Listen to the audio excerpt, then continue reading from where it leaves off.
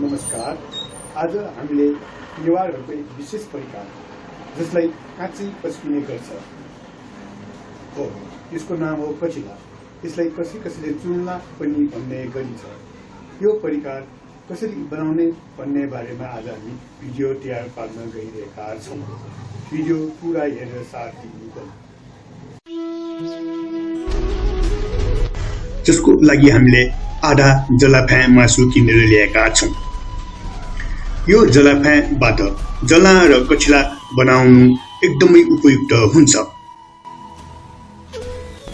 यो जलाफा राँगाको कुन भागमा हुन्छ भनेर तपाईलाई खुल्दी लागेको होला। यो राँगाको मेरुदण्डको ठिक बीच भागमा हुन्छ, जुन मैले फोटोमा पनि देखाइरहेको छु। यसमा एक विशेष प्रकारको चिली हुने भएकोले यसबाट जला र कचिला बनाउँदा एकदमै उत्कृष्ट हुन्छ। जलाको रेसिपी पनि मैले पस्किसकेको छु, हेर्न नभुल्नु होला। सर्वप्रथम यसलाई राम्रोसँग पखालौं।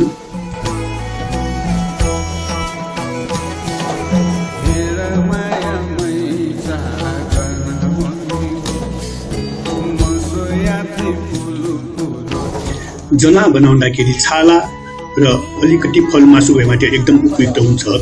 तर हामी यहाँ कचिला बनाउन गइरहेको हुनाले यो जलालाई पन्चाएर कचिलातर्फ लाग्छु। कचिलामा नरम छाला पनि प्रयोग गर्न सकिन्छ, तर हड्डीलाई कठम कदाचित प्रयोग गर्ने हुँदैन। अर्को कुरा, कचिलालाई अचानोमा धुलो बनाउँदाखेरि धेरै उत्तम हुन्छ, जुन परम्परागत पनि हो। तर आजभोलि मेसिनमा कचिला पेल्ने काम भएको हामी पाउँछौँ।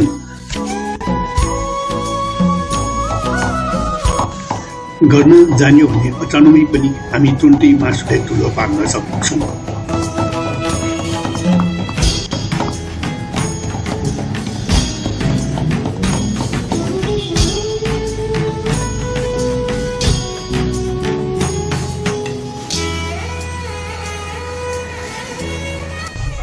कचिलामा चिउरा अथवा फुटेको चिउरा, जसले नेवारीमा सबुङ भन्ने गरिन्छ, त्यो पनि भिजाएर प्रयोग गर्ने गरिन्छ। तर प्रयोग गर्नै पर्छ भन्ने चाहिँ छैन।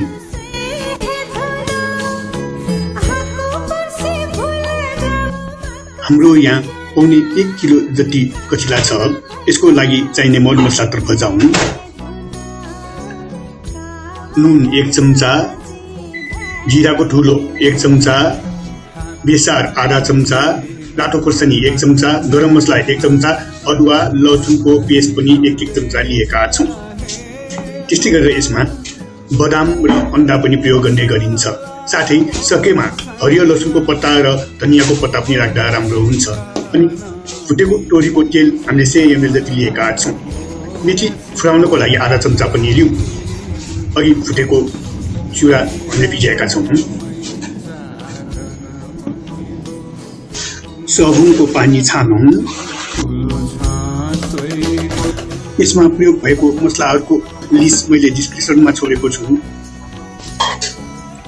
एउटा तावामा तेल तताउँ।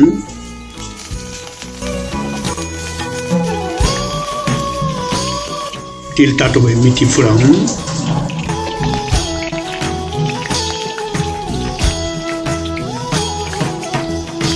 मेथी पनि कालो भइसकेको छ। अब हामी अघि तयार पारिएको मसला सबै खन्याउँछौँ।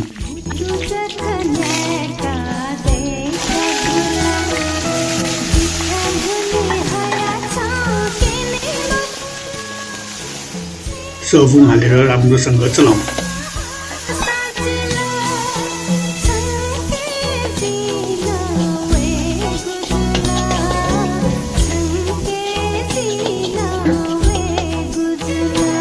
मसला पखालेर अलिकति पानी हाले पनि हुन्छ।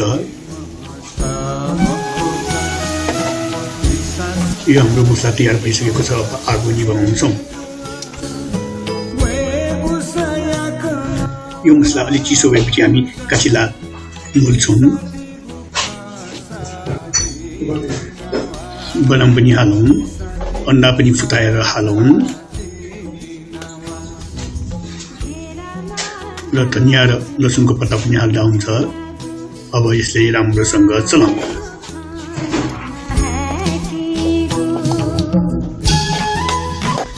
हातैले मोल्दाखेरि यसमा राम्रोसँग मसला मिसिन्छ। मसला राम्रोसँग मिक्स भइसकेको छ। अब यसलाई हामी एउटा टपेसमा खन्याउँछौँ।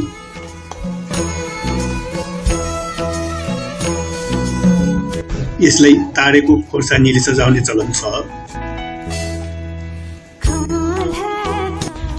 यसलाई काँचै खाने चलन छ, जुन धेरै मिठो पनि हुन्छ।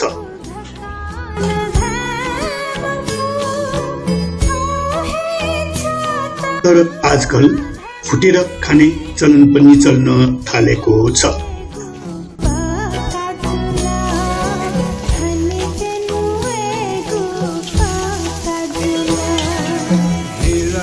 साथै यसलाई अन्डासँग फुटेर खाने पनि चलन छ।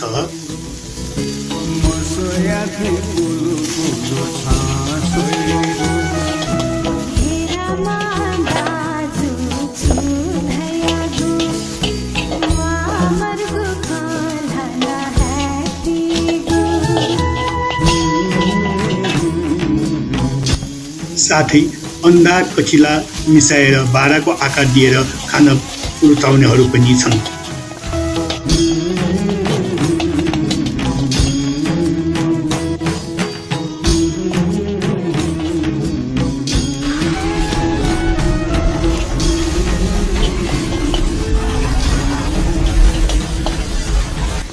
त्यति मात्र होइन, नेवारहरू चतामारी र मासको बारामा पनि यो काचिला माथिबाट राखेर खाने चलन छ।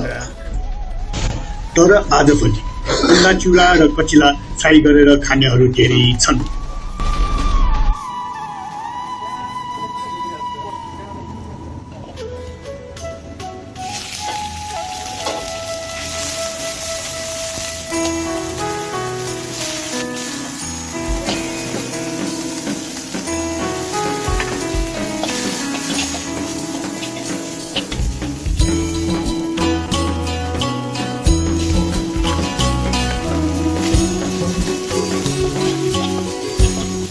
नुन कम खानेलाई यो नुन चुक्छ, ल अलिकति थपे पनि हुन्छ।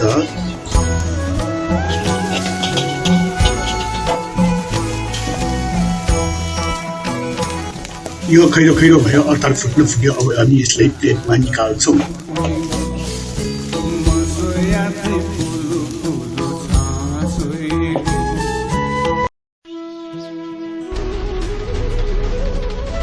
भिडियो पुरा हेरिदिनु भएकोमा धन्यवाद।